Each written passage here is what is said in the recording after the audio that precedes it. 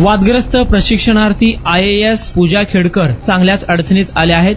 विविध पातळ्यांवर चौकशी सुरू असताना आता थेट केंद्रीय लोकसेवा आयोगाने त्यांच्यावर कारवाई सुरू केली आहे. UPSC कडून पूजा खेडकरवर गुन्हा दाखल करण्यात आला आहे, अशी माहिती RTI कार्यकर्ते विजय कुमार यांनी पुण्यात दिली आहे. सर, पूजा खेडकर यांच्यावर अखेर त्यांनी कारवाई केलेली आहे. तुमची काय प्रतिक्रिया आहे त्यावर? ही कारवाई केली हे चांगलं झालं, परंतु या कारवाईची वेळ येण्याच्या आधीच जर काही योग्य पद्धतीने कामकाज झालं असतं तर ते अधिक चांगलं झालं असतं. परंतु चांगलं आहे की एका पूजा खेडकरवर ही कारवाई झाली.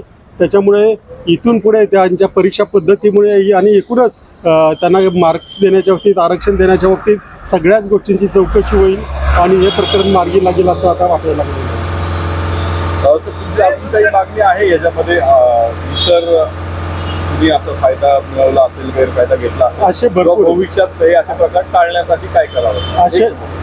तर भविष्यात असे प्रकारचे गैरप्रकार टाळण्यासाठी काही बदल करणं गरजेचं आहे. UPSCने एक तर याच्यामध्ये म्हटलेलं आहे त्यांच्या प्रेस रिलीजमध्ये की त्या मल्टिपल ॲक्शन्स घेणार आहेत, त्या तर याव्यातच, परंतु इथून पुढे असे प्रकार होणार नाहीत त्यासाठी त्यांनी काळजी घेतली पाहिजे. आपल्या परीक्षा पद्धतीमध्ये रिफॉर्म्स आणले पाहिजेत. आपण मागे पंतप्रधानांना ही विनंती केलेली आहे की यापूर्वी ज्यांनी सर्टिफिकेट्स अशी घेतली त्यांच्यावर आणि नोकरी लागल्यानंतर ज्यांनी अशी सर्टिफिकेट्स मिळवलीत त्यांच्यावर कारवाई करावी अशी आपण मागणी पूर्वीच केलेली आहे.